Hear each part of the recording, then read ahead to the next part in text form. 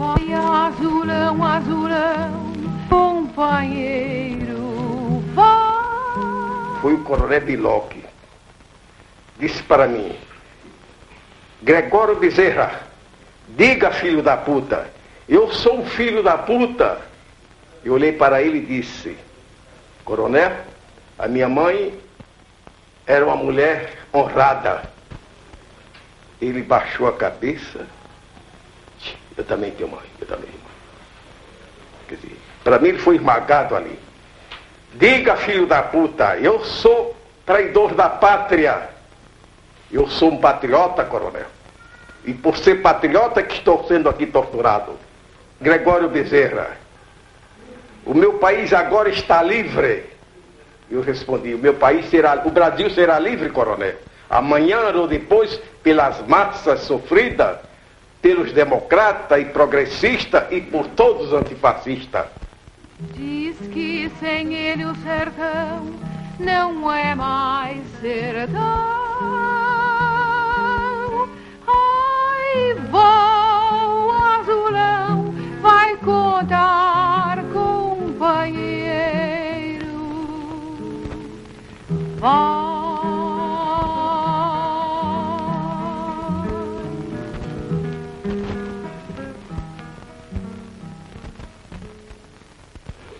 Eu me fiz comunista, primeiro porque eu era um revoltado.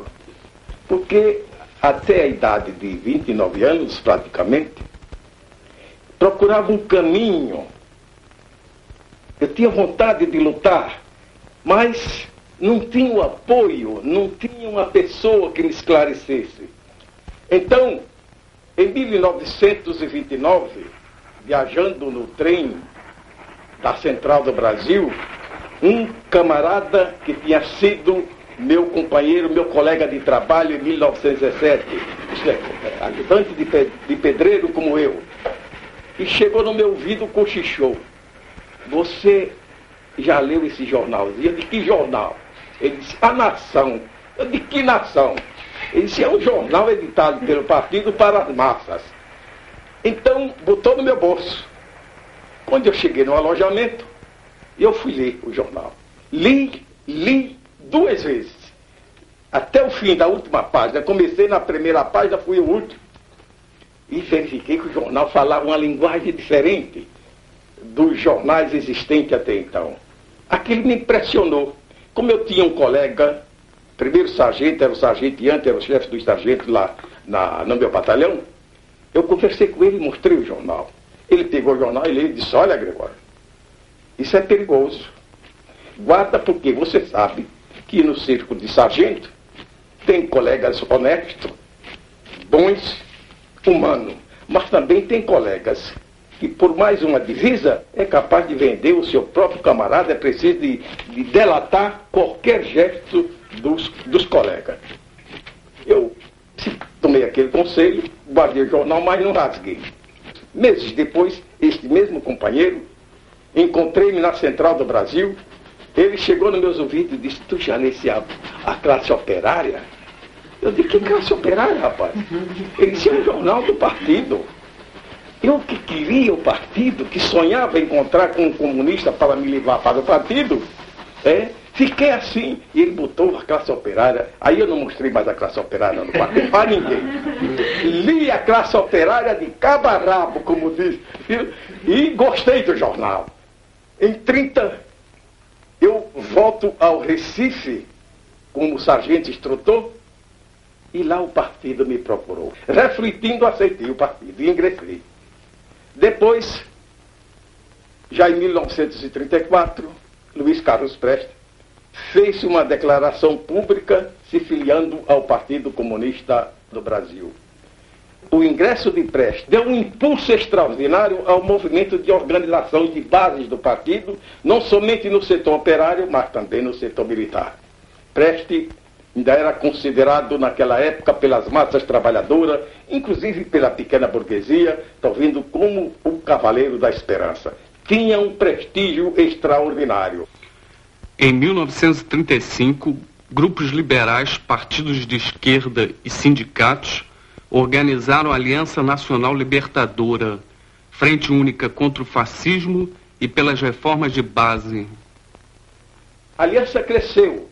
Isso fez com que atraísse contra si não somente o imperialismo, como também pressão da igreja e pressão do latifúndio e do patronato. Então Getúlio foi forçado, nessas condições, a fechar a Aliança Nacional Libertadora e desencadeou uma onda de repressão contra muitos dos seus associados. Com isso, Preste, em nome do Partido Comunista, lançou um manifesto concitando o povo à tomada do poder.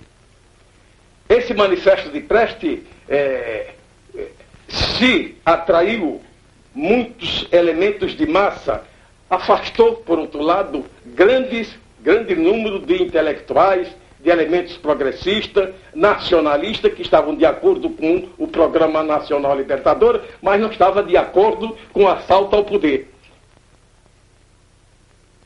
Em 23 de novembro de 1935, arrebentou o movimento revolucionário no 28 Batalhões de Caçadores em Natal.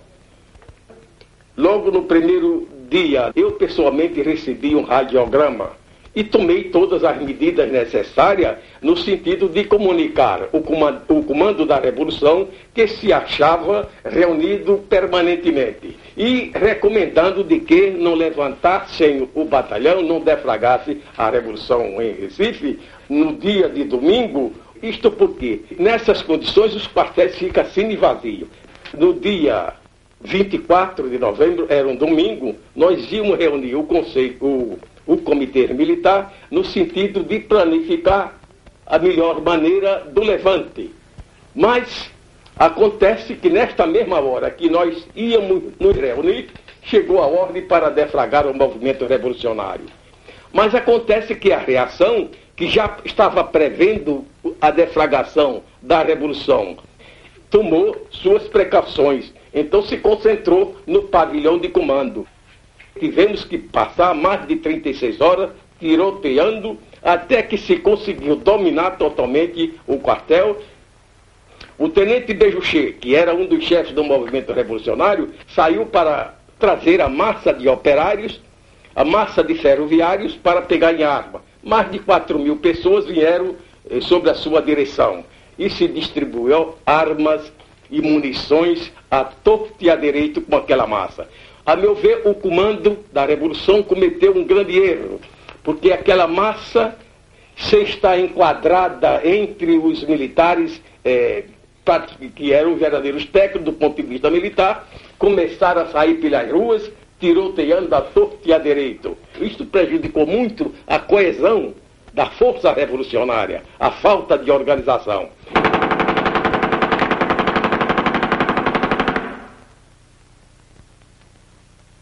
Passados 6 dias, o movimento estava sufocado em todo o país. A oposição democrática indiscriminadamente foi lançada às prisões e às salas de tortura.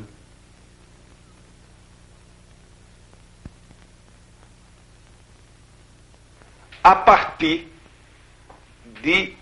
do início de 1963, e eu estou falando sobre o Nordeste, principalmente em Pernambuco, o partido tinha me designado para trabalhar no campo. Foi uma tarefa que eu aceitei de mãos beijadas, porque eu também sou de origem camponesa e fui assalariado agrícola desde os 7 anos de idade até os 9 anos.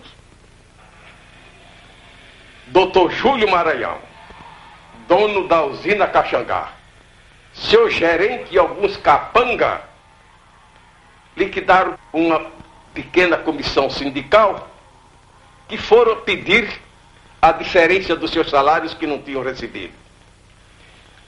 Nesta mesma tarde, em nome do partido, eu concitei a massa campesina. E fui muito franco para ela, dizendo que o único remédio para acabar com aquela matança de camponeses, de assalariados agrícolas, seria a união e a organização de todos eles, unidos e organizados dentro do sindicato. Era a única força capaz de deter a mão assassina do patronato rural contra os nossos irmãos camponeses. O fato é que indiquei como remédio também que, dali por diante, cada campesino que fosse vítima do latifúndio, do usineiro ou do senhor de engenho, aonde ele caísse, morto ou ferido, deveria também morrer morto, ou pelo menos ferido, um usineiro ou um dono do engenho. E apelei para os camponeses dizendo: vocês são maioria. Os usineiros, os donos e senhores de engenho e seus capanga é uma minoria insignificante. É tempo de vocês perderem o medo, porque o inimigo fundamental de todos nós é o medo. Até então, naquele período, em Pernambuco e Alagoas, em Pernambuco e Paraíba, já tinham sido mortos cerca de 22 camponeses, mais ou menos nessas condições. E era necessário frear aquele movimento. No Nordeste, particularmente em Pernambuco, onde o campesinato não tinha direito ao salário mínimo, não tinha direito à legislação trabalhista nem previdenciária, não tinha direito a coisa nenhuma, e recebia um salário de fome e de miséria. O salário era pago em vale para o barracão, onde o trabalhador agrícola era brutalmente, mais uma vez, explorado na qualidade dos gêneros alimentícios, no roubo do peso, quando o patrão vai somar a conta do trabalhador, sempre aumenta 15, 20% a mais do que na realidade ele deve. É o que os camponeses chamam o pulo do lápis. Então, a situação, se era desesperada, era terrível para os trabalhadores agrícolas, era realmente 2 vezes pior para as mulheres trabalhadoras agrícolas. Pelo simples fato de ser mulheres, eram odiosamente discriminadas. Recebia o salário, a metade do salário que recebia o seu companheiro ou qualquer outro cidadão, embora produzisse a mesma quantidade de trabalho.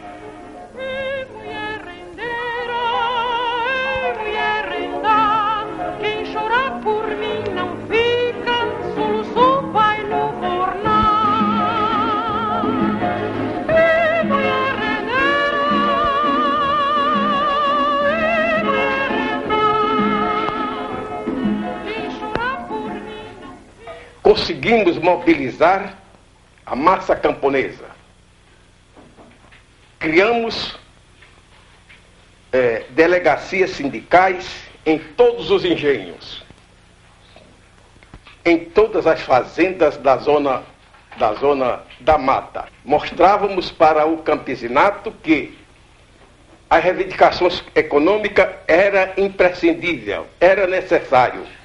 Mas era necessário também ele compreender, conscientizar-se politicamente, não só para ter conscientização da força, de sua força organizada no sindicato ou em qualquer outra associação, como também para conscientizá-lo no sentido da luta pela reforma agrária, que era a única solução para todo o campesinato assalariado agrícola e para todas as categorias de camponeses pobres.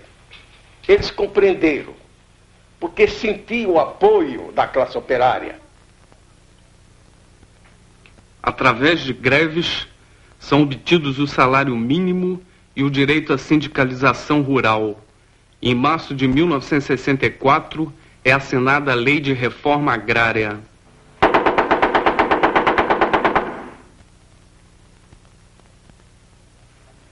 No dia 31 de março de 64, aliás, dias antes do 31 de março, nós mais ou menos sabíamos que o golpe estava iminente. 2 ou 3 dias antes eu caí no campo, noite e dia, a mobilizar os assalariados agrícolas para oferecer resistência ao golpe militar que a serviço do imperialismo americano. No dia 31, para o dia 1º de março de 64, eu me achava em um dos engenhos do município de Águas Pretas, perto de Palmares, discutindo com cerca de 90 delegados sindicais de engenhos, que eram homens de partidos, na maioria secretários políticos do partido, nesses engenhos, e também delegados sindicais. Eu, de madrugada, cerca de 4h30, parti para Recife, e os delegados que estavam reunidos, os delegados sindicais, partiram para os seus engenhos, a fim de mobilizar as massas e conduzi-las para o setor previamente determinado. Quando eu cheguei na divisa entre o município de Jaboatão e Recife, chama-se Prazeres, o posto já estava empiquetada por tropas do exército.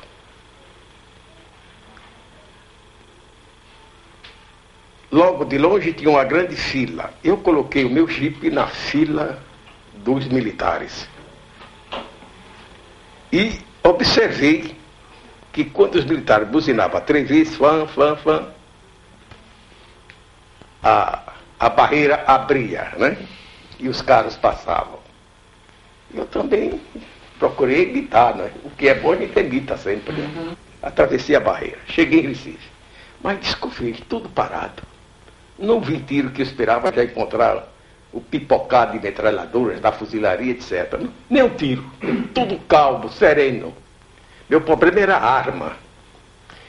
Eu vinha pedindo repetidas vezes arma a Miguel Arraes, que era um governo eleito pela Frente Eleitoral do Recife, que sempre funcionou magnificamente bem. E fui procurar os companheiros da direção do partido. Não encontrei onde eu deveria encontrá-los. Fui na sede dos bancários onde se reuniu com o Sintra, que era o Comando Geral dos Trabalhadores, onde eu presumia que os companheiros estivessem lá. Eu queria receber a orientação da direção estadual do partido. Quando eu cheguei na sede dos bancários, eu entrei. Parei meu jipe lá de fora e entrei. E a sede dos bancários estava ocupada pelos militares também. Segui imediatamente para o gabinete do governador. E ao chegar na sala, simultaneamente desce do elevador 3 oficiais, um da Marinha, um da Aeronáutica e outro do Exército, né? Olharam para mim, me conheceram, mas a missão deles não era me prender, era prender a Arraes. Foi logo o que eu presumi. Quando eu entrei no fundo do palácio, a polícia estava lubrificando metralhadora, fuzis, etc. Então eu supus que a festa ia começar. E fiquei até animado. Mas a coisa foi diferente, né? E quando eu cheguei lá na sala que dá para o gabinete de Arraes, chegou os milicos, entraram e saíram 2 cidadãos. Pela fisionomia deles, trêmula e pálida, eu notei que havia algo no gabinete de Arraes e presumi logo a prisão de Arraes. Tomei o jipe e voltei de mãos abandonadas, sem um fuzil. Foi uma frustração muito grande para mim. A coisa sempre para mim dá o contrário. Em 1935 eu tinha muito armamento mesmo, e muita munição. Em 64 eu tinha muitos homens dispostos a lutar, a perder suas vidas para defender o governo de Jango, defender o governo de Arraes, que chamavam Arraes de Pai Arraia, e defender a Constituição da República. Infelizmente não tínhamos arma. Saí e fui desmobilizar a massa. Eu não ia enfrentar tanques, fuzis e metralhadoras com foice e estrovenga.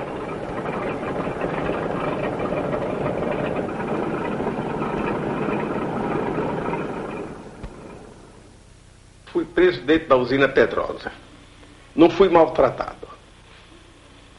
O fato é que resolveram me levar à presença do coronel comandante do 20 batalhões de caçadores, já acatonado na cidade de Ribeirão.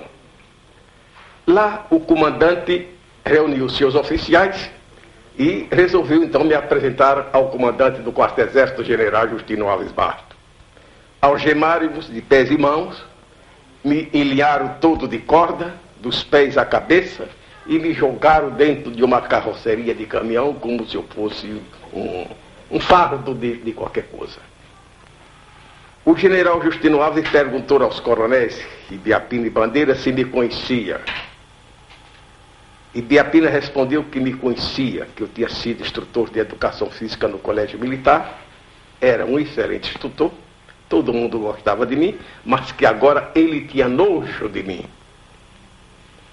Eu respondi para ele que também tinha nojo de todos os fascistas fantasiados com a farda do exército. Isso me valeu uma coiçada de fuzil no estômago e um soco na cara e 2 telefonemas por trás nos ouvidos. Uma coiçada de fuzil no estômago e o soco na cara e os telefonemas, eu caí. Eles me levantaram novamente e o Justino Alves Bato, então, me perguntou: e os depósitos de munição sobre a tua responsabilidade, onde se acham?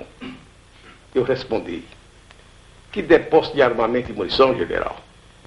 Se eu tivesse armamento e munição sobre a minha responsabilidade, eu não estaria aqui sendo soltado pelos coronéis Ibiapina perante Vossa Excelência. Onde estavas então? Perguntou ele. Na rua, de armas na mão, com a massa, oferecendo resistência ao golpe militar que acaba de ser dado a serviço do imperialismo americano. Me levaram para o parque de motomecanização do Quarto Exército, no bairro da Casa Forte. Ao chegar neste quartel, fui recebido a cano de ferro na cabeça pelo coronel Villoque, que me fez tombar no solo todo ensanguentado. Depois, eu já estava bem machucado, me sentaram numa cadeira, me levantaram, me sentaram numa cadeira, o Villoque arrancou meus cabelos em cruz com alicate. Não satisfeito, puseram aço de bateria assim no solo e me forçaram a colocar a sola dos pés dentro de uma fração de minuto. A sola dos pés tinha sido totalmente destruída. A dor que eu sofri era indescritível, não sei descrever, bem angustiosa. Não satisfeito, voltaram comigo novamente para a câmara de tortura, amarraram 3 cordas no meu pescoço, 3 cordas. Um me puxava para a direita, outro me puxava para a esquerda, outro me puxava para a retaguarda. No início ainda tive força de contrair a musculatura do pescoço, com medo de ser enforcado, porque eu não queria morrer, é claro. Então saíram me arrastando pelo pátio do quartel, na rua principal do bairro da Casa Forte, defronte do Centro de Preparação de Oficiais da Reserva. Ele parou aquele desfile macabro e concitou a oficialidade do CPOR, alunos e soldados, para me linchar. Paralisou o trânsito e concitava a massa a me linchar. A atitude da massa civis que estava na rua e a atitude da oficialidade do CPOR, dos alunos e dos soldados que estavam presentes, me encorajaram, porque não só não aderiram o consentimento do verdugo coronel Villoque, como eu senti pela fisionomia de alguns deles a revolta contra aquela atitude que manchava as tradições do Exército Nacional. O clamor público, inclusive de bispos da Igreja Católica, Dom José Távora, superioras de convento, de colégios de padre, elementos da burguesia e até oficiais generais reformados, com aquele espetáculo, procuraram o general Justino Alves Bato, comandante do Quarto Exército, para paralisar aquela demonstração tipicamente medieval.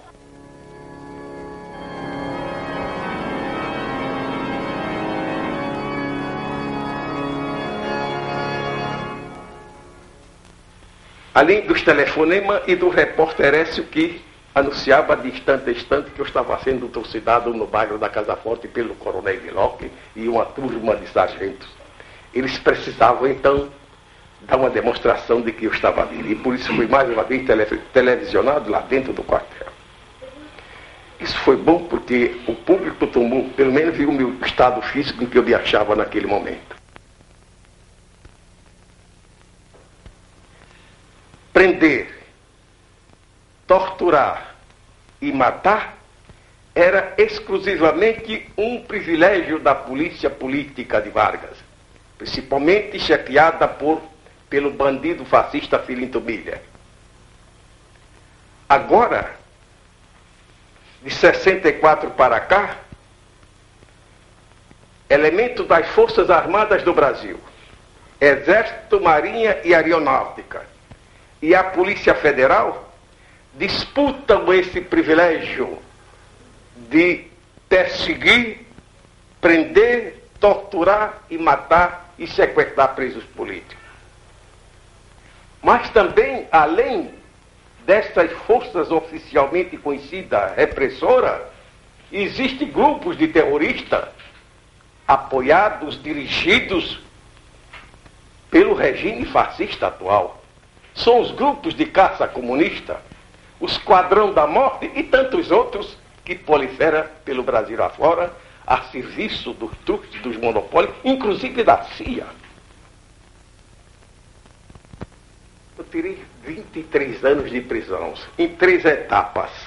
Uma de 17 a 22, outra de 30 a 45, outra de 48 a 50, e uma de 64 a 69, quando fui libertado em consequência de uma ação revolucionária de grupo de esquerda que sequestrou o embaixador americano e trocou a sua liberdade vivo por 15 prisioneiros políticos. É o meu sonho voltar ao meu país. Eu tenho uma vida, posso dizer, tranquila, porque tenho recebido uma solidariedade efetiva, constante, dos camaradas soviéticos, principalmente da dedicação dos seus médicos, que restabeleceram a minha saúde em mais de 60%. E me encontro em condições de voltar ao Brasil a qualquer momento. E sou otimista com a situação atual do país. Acho que a ditadura está vulnerável, já existem muitas brechas, e essas brechas podem ser alargadas na medida em que os patriotas do Brasil, o povo brasileiro, principalmente as massas sofridas do campo e da cidade, a intelectualidade progressista e democrática, o movimento estudantil, realmente concentrem suas forças num organismo de massa para a libertação do Brasil contra a ditadura e contra o imperialismo americano. E mais para alcançar essa liberdade não é só o Partido Comunista ou meia dúzia de companheiros, por muito heróico que seja. Não conquistará. Só conquistará numa unidade de ação comum contra o inimigo comum, nas mesmas barricadas, lado a lado. Então o partido faz esse apelo, e eu pessoalmente, como velho lutador, faço, companheiro, porque a ditadura é vulnerável, ela está profundamente vulnerável. Temos que unir todas as nossas forças, todas as nossas energias, daqui de dentro da Europa e lá dentro do Brasil. E nós podemos, todos vocês podem contribuir para o desfecho contra a ditadura militar. O que nos interessa é unir, é criar um movimento mais ou menos unitário de massa, tá vendo? Que nós chamamos a frente antifascista e patriota, na luta comum contra a ditadura militar e fascista, que, repito, ela é vulnerável, há várias brechas e temos que alargar essa brecha. Isso era o que eu queria dizer a vocês. Não sei se vocês estão se corresponder mais ou menos à expectativa, mas dentro das minhas limitações, que são muitas, era o que eu poderia dizer a vocês. Agora, fique certo, esse velho comunista que está aqui, que luta há 50 anos, está certo de que nós alcançaremos a liberdade do nosso país. Azulão, azulão, companheiro, vai ver meu engano. sem ele o sertão não é mais sertão. Ai, vó, o azulão vai contar